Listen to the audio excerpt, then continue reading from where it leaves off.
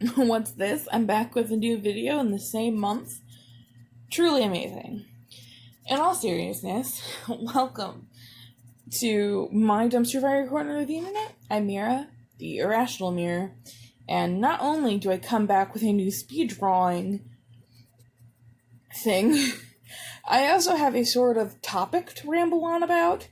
But first, I do apologize for any background noise, so let's really start this thing.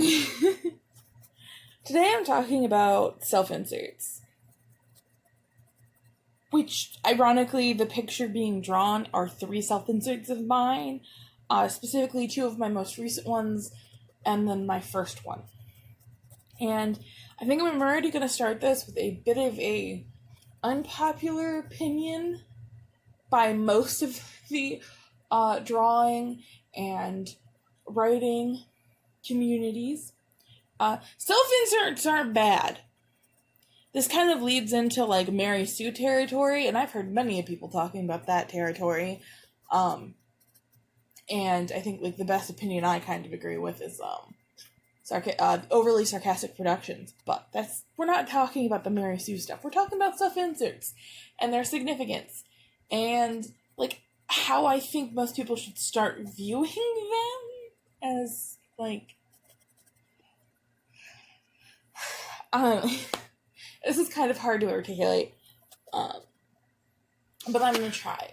Specifically going into this, I'm going to like break this down into 3 parts / understandings of what self-inserts become to people, because most of the time self-insert is either from someone who's just started writing and has no clue what they're doing and no clue how to make a character, so truly all they're doing is they're writing about themselves and how they would react to something, with only slight embellishments of maybe over-idealizing and taking away their flaws.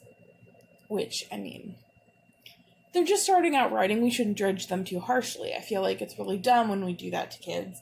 They're exploring a craft that they've never been in before. Leave them alone.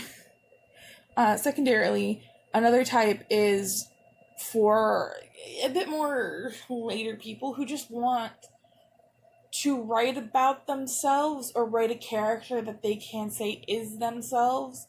And I'd say it usually could be used for exploring like their personality and their coping mechanisms, and also just wanting to explore worlds and doing it a bit more realistically, because to be fair, like, you have the people who make self-inserts who just want to have fun in a world that they love, regardless of anything like making sense.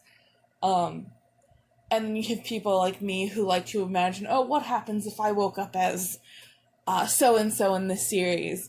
And I love this thought because I brought it up with my friends as like a fun conversation topic point. But mine's always start with, well, my first measured reaction is having a panic attack for God knows how long, probably 3 days. And then I'd realize I have like no true consequences with people I actually care about. So then all inhibitions just go out the window and I'm being wild as hell. And the third type of self-insert is a kind of a manifestation and personification of all of your insecurities. And I think we see our best example in Shoto Aizawa from My Hero Academia. I can't say how like well understood I am in this topic, but I do know that it is confirmed he is designed based off the creator's insecurities. And I could say the creator's name, but I could probably butcher that, and also I am not in the mood to grab the book and read that. Anyway, so of these 3, I have Adeline, who was also referred to as Mira, mainly because she was a self-insert for the... Well, I discovered a bit more about myself. We have Lilith, who is the most recent, brand new, and we have Laura, who was my first one. So we'll start with the first one. Laura, all the way over there on the right in she was my first ever character, the first one I ever tried to write. I also did some live action role playing as her with my sisters and their friend. Very fun to run around in the woods making fake bows and arrows. Highly recommend that type of activity. But she truly wasn't much of a character. If anything, she was just myself. She was the first character I ever tried to write and also started to draw. She's the first one who got me really big into drawing. And I'm really happy about that experience. She was very much a very overly stereotypical, like, self-insert Mary Sue. Very perfect, no flaws, very powerful. Everything was going her way. But I feel like she was also the most short-lived character I've ever had, because after I stopped writing her, I stopped thinking about her. I know I did draw her a few more times after I stopped writing about her, but I was also more focused on other things, like learning how to draw digitally, which I really wish I still had all those old pictures, but I don't. But anyway. The second most recent, the one who's technically being retired as my self-insert, Adeline, she is somewhere along the lines of exploring, like, my negative traits. I think this always happens when I make a new character. I'm dealing with something emotionally, so I make a character, intentionally or unintentionally, who I end up exploring that thing I'm having a problem with.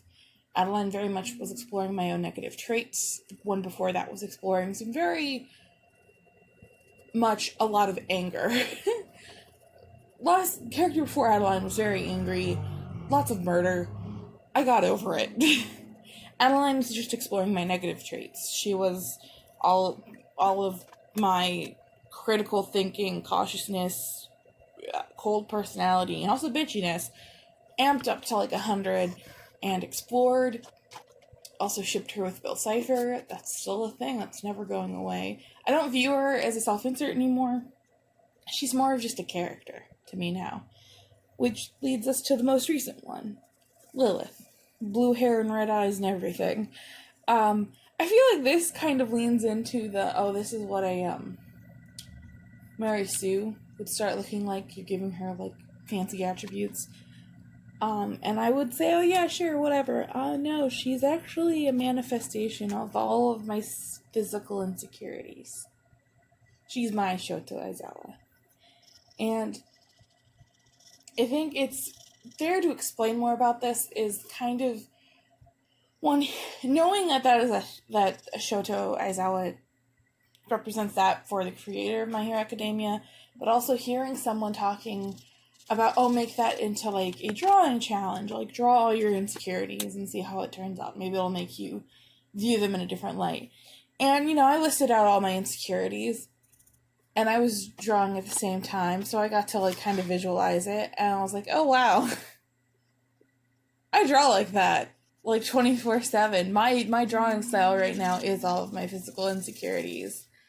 All the curves, and sometimes the boobs, and the round faces and the short necks, and yeah, those are all my insecurities. I'm not going to go too in depth about that, but coming to terms with what those are and how they represent into my art was also like, okay, well, this is obviously something I need to work through, and my best like method of working through that is drawing it and then writing out that character. So that's what Lilith is going to be for me for a while, until I either come to terms with that or find something else that I want to think about and explore. And, wow, I talked for a long time, and it's actually really at the end of this.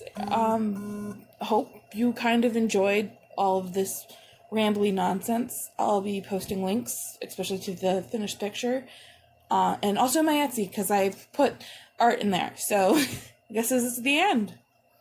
Bye.